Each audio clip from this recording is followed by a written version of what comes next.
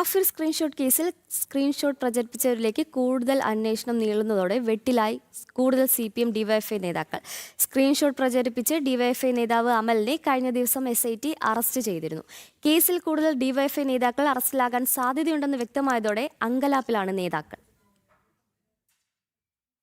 കാഫിർ സ്ക്രീൻഷോട്ട് നിർമ്മിച്ചത് ഡിവൈഎഫ്ഐ നേതാവ് ജിതിൻ ഭാസ്കറാണെന്ന് SIT കണ്ടെത്തിയതിന് പിന്നാലെയായിരുന്നു ജിതിനെ അറസ്റ്റ് ചെയ്തത്.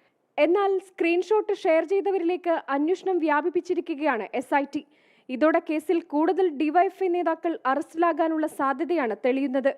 റെഡ് ബറ്റാലിയൻ വാട്സ്ആപ്പ് ഗ്രൂപ്പിൽ വ്യാജ സ്ക്രീൻഷോട്ട് ഷെയർ ചെയ്തത് ഡിവൈഎഫ്ഐ നേതാവ് അമലാണെന്ന് കണ്ടെത്തിയതിന് പിന്നാലെയായിരുന്നു അറസ്റ്റ്. കീലേരിമുക്ക് സഖാക്കൾ, റെഡ് വളണ്ടിയേഴ്സ് എന്നിങ്ങനെയുള്ള ഇടത് സൈബർ ഗ്രൂപ്പുകളിലായിരുന്നു സ്ക്രീൻഷോട്ട് ആദ്യം പ്രചരിച്ചത്. ഇത്തരം ഗ്രൂപ്പുകളിൽ സ്ക്രീൻഷോട്ട് പ്രചരിപ്പിച്ചവരിലേക്ക് കൂടി അന്വേഷണം വ്യാപിപ്പിക്കാനുള്ള നീക്കത്തിലാണ് SIT. അന്വേഷണം ഒരു പടി കൂടി കടന്ന പുതിയ തലത്തിലേക്ക് കടന്നതോടെ അക്ഷരാർത്ഥത്തിൽ അങ്കലാപ്പിലാണ് ജില്ലയിലെ ഡിവൈഎഫ്ഐ നേതാക്കൾ. ജനം, കോഴിക്കോട്.